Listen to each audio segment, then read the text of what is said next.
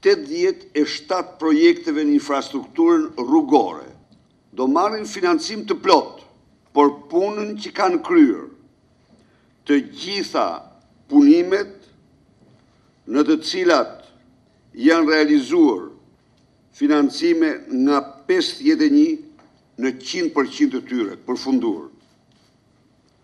Kjo shumë është 1,2 miliard lek për 87 projekte rrugore.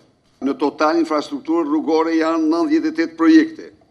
Janë për të financuar gjithashtu 68 ujësielsa, të cilët kanë kryer 100% punimet. Dhe kjo është një zhvillim shumë pozitiv. Janë 10 mira qytetarë që garantojnë furnizimin 24 orë me ujë me këto investime. Është e domosdoshme që ne të përparsojmë investimet në arsimin e lartë. Ne kemi disa shkolla që janë emergjencë.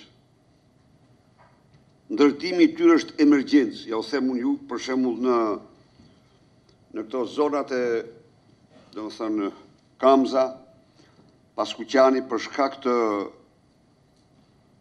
numrit shumë të madh të nxënësve, përparësi madhore do të jenë kampuset universitare